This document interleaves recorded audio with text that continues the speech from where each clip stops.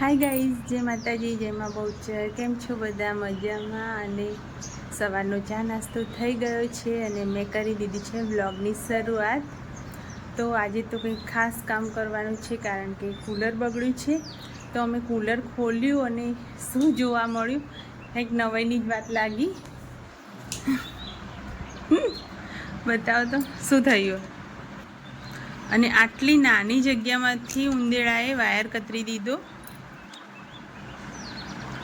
તો શું cooler complete ચાલતું જ હતું, ખાલી આ ફરતું નહોતું. તો અમે ખોલીને ચેક કર્યું તો આટલી નાની જગ્યામાંથી ઉંદર કઈ રીતે અંદર આવ્યો એ જ નવાઈની વાત. બીજું બધું તો પેકિંગ હતું, આખું કમ્પ્લીટ પેકિંગ હતું. અને જો કૂલરની દશા, કૂલર તો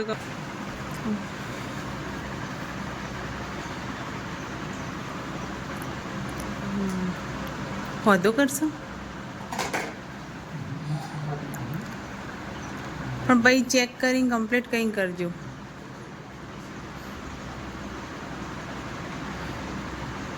અને જોઈ લેજો કઈ રીતે શેડા કમ્પ્લીટ.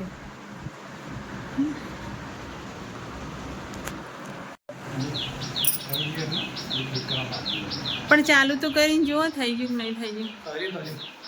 ચાલુ કરી બતાવજો છે હવે ફિટિંગ કરે. અને આ બધું ખુલ્લું રહે એનું શું કરવાનું? તો ફ્રેન્ડ્સ, કૂલર રિપેર થઈ ગયું છે. ચાલુ થાય એટલે હું તમને બતાવું કમ્પ્લીટ. આ જે હતું ને ફરતું નહોતું એટલે વાયર જોઈન્ટ કરે એટલે કમ્પ્લીટ થઈ ગયું.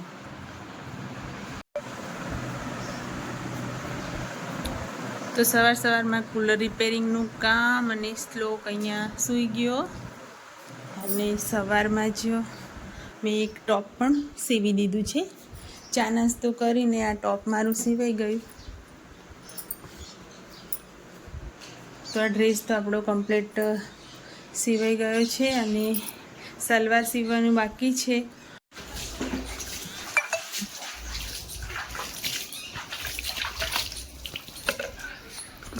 સફાઈ અને ક્ષાર કેટલો નીકળ્યો. આ બધો ક્ષાર જે કૂલરમાંથી નીકળ્યો મસ્ત સાફ કરી દીધું અને કૂલર પણ થઈ ગયું છે કમ્પ્લીટ.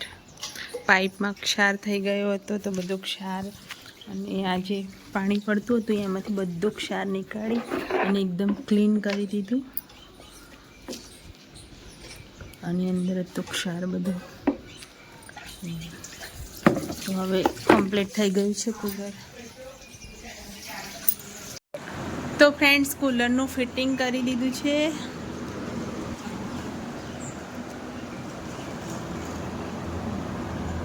વાયર જોઈન્ટ કરી દીધા અને કમ્પ્લીટ થઈ ગયું.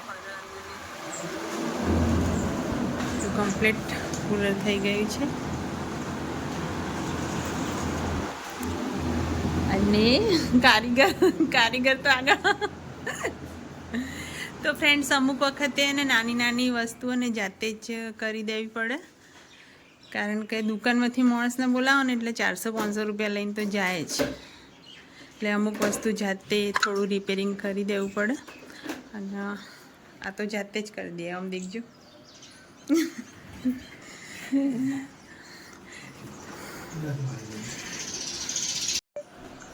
એટલું રિપેરિંગ કરવાના જેટલા પૈસા થાય.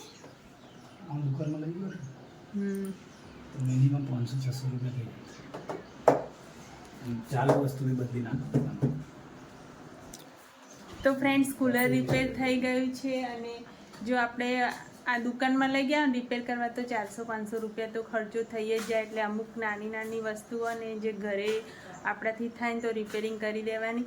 અને હવે તો યુટ્યુબમાં વિડીયો આવે જ છે કે તમારે કંઈ પણ વસ્તુ બગડી હોય ને તો સર્ચ કરો યુટ્યુબમાં, તો તમને બધું શીખવા મળી જશે. તો અમે ઘણી ખરી વસ્તુ યુટ્યુબમાંથી વિડીયો જોઈને કમ્પ્લીટ કરી દઈએ છીએ. તો ફ્રેન્ડ્સ, હવે આટલું કામ કરતાં 10:30 થઈ ગયા છે. તો હવે નાહી ધોઈ અને જમવાનું બનાવી દઉં અને બપોરે મળું બ્લોગમાં. તો ફ્રેન્ડ્સ, અત્યારે વાગી ગયા છે બપોરના 12 અને જમી લીધું છે.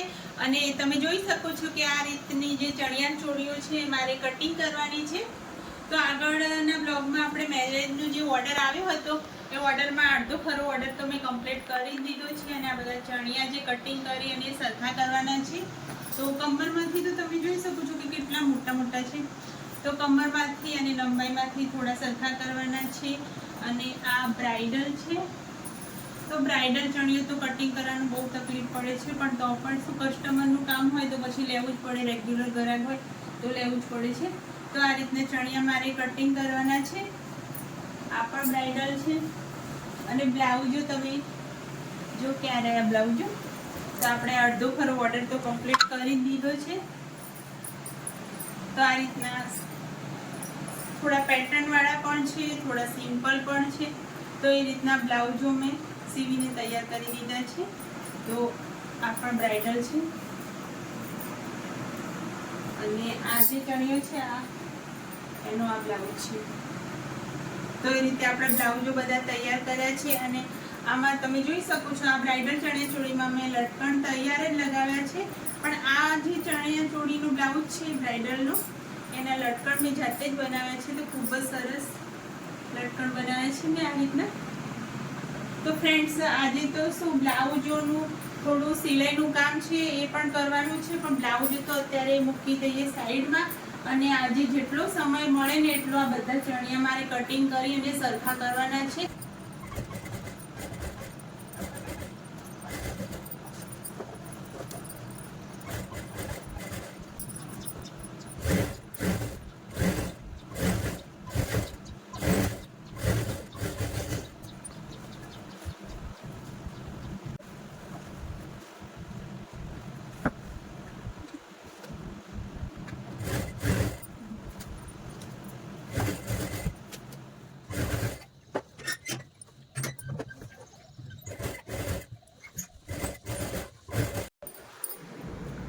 તો ફ્રેન્ડ્સ, 5 ચણિયાનું કટિંગ અને સ્ટિચિંગ કરી અને કમ્પ્લીટ સાઇઝ કરી દીધી છે. અને તમે ઘરની હાલત તો જોઈ શકો છો. તો આ બાજુ બ્રાઇડલ અને આ બાજુ પણ મૂકી છે. બસ કટિંગ અને સ્ટિચિંગ કરીને સાઈડમાં મૂકતી રહી, કારણ કે ફટાફટ મારે કામ પતાવવાનું હતું. અને અત્યારે વાગી ગયા છે 3 વાગવામાં 10 મિનિટની વાર છે હજુ. અને 12 વાગ્યાની હું બેઠી હતી. તો અહીંયા તમે જોઈ શકો છો કે આપણા તૈયાર જે મેં લટકણ અહીંયા બ્લાઉઝમાં લગાવ્યા હતા. હવે કસ્ટમરને મેં છે ને ફોટો મોકલ્યો કે આ લટકણ ચાલશે, આ રીતના લટકણ. તો એ લોકો પહેલાં કીધું કે તૈયાર ચાલશે, અને હવે કહે કે થોડા ઓછા લાગે છે, કેમ થોડું વ્યવસ્થિત કંઈક વેરાયટી કરો. તો પછી મેં છે ને આ લટકણ આ રીતની આઈડિયા કરી છે.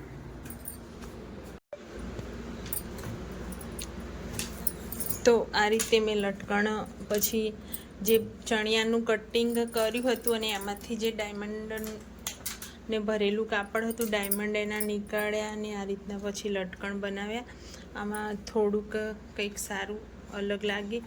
એમને કેવું હતું કે થોડું હેવી જોઈતું હતું, અને આ જે લટકણ હતા ને એ સિમ્પલ લાગતા હતા. તો પછી મેં આ રીતની આઈડિયા કરી અને આ રીતના બંને બ્રોન્ચ જેવું લગાવી દીધું અને આ રીતના લટકણ તૈયાર કર્યા. કારણ કે એમાં થયું હોય ને કે આગળ મેં તમને જે બ્લાઉઝ બતાવ્યું ને એ બ્લાઉઝનો ફોટો મેં એમને મોકલી દીધો. તો બસ બીજા બ્લાઉઝમાં આ રીતના છે ને અમારે કેમ નથી. તો પછી મેં આ રીતના લટકણ બનાવ્યા. તો આપણો એક બ્લાઉઝના લટકણ બનાવીને તૈયાર કરી દીધા છે. અને હજુ તો આના પણ બનાવવાના બાકી છે. તો ફ્રેન્ડ્સ, લટકણ તો પછી હવે સાંજે બનાવીશ, કારણ કે 3 વાગવા આવી ગયા છે અને હવે બહુ જ કંટાળો આવે છે. બપોરની 12 વાગ્યાની આમ બેઠી હતી. અને જ્યારે પણ મારે બ્રાઇડલનો ઓર્ડર હોય ને, બ્રાઇડલ ચણિયાચોળી હોય ને, ત્યારે તો બહુ જ કંટાળો આવે છે, કારણ કે એટલા ડાયમંડ હોય છે. એટલે ડાયમંડ આજે પણ મશીનની 2 સોયો તૂટી ગઈ મારી. તો એ રીતે જ્યારે લગ્નનો ઓર્ડર લઉં ને ત્યારે તો સોયની તકલીફ થાય અથવા મશીન ખરાબ થાય, કંઈકનું કંઈક થતું જ રહે છે. અને એક તો એક બાજુ મેરેજ સિઝન હોય એટલે ઓર્ડર પૂરો કરવાનું ટેન્શન પણ મગજ ઉપર હોય છે. પણ હવે બરોબરનું થાક લાગ્યું છે, કારણ કે ક્યારની આમ બેઠી હતી. 5 ચણિયા પણ કમ્પ્લીટ થઈ ગયા, બ્લાઉઝના લટકણ એકના થઈ ગયા છે. હવે બીજાના મારે સુધારો કરવો પડશે, તો એમાં પણ કંઈ વેરાયટી કરવી પડશે. તો આગળ હવે થોડો આરામ કરી લઈએ, પછી કામ તો કરવાનું જ છે. તો ચલો આરામ કરીશું.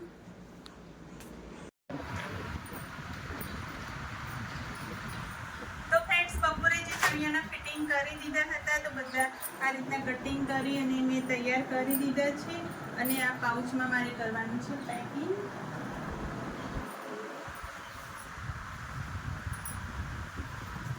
તો આ ચણિયા ચોળીનું પણ મારે પેકિંગ કરવાનું છે.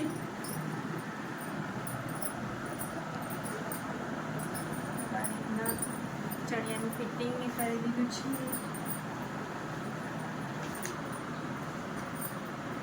હવે આમાં પેકિંગ કરી દઈએ એટલે આપણો મેરેજનો ઓર્ડર થઈ જાય કમ્પ્લીટ.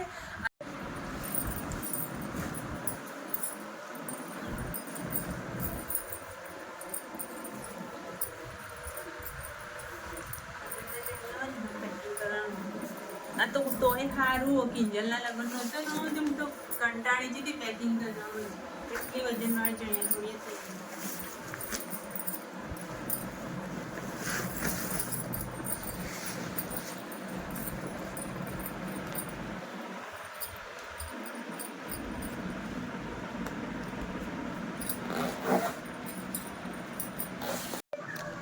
તો ફ્રેન્ડ ફાઇનલી 5 ચણિયાનું પેકિંગ ચણિયા ચોળીનું થઈ ગયું છે અને બ્લાઉઝો પણ સ્ટીચ થઈ ગયા છે.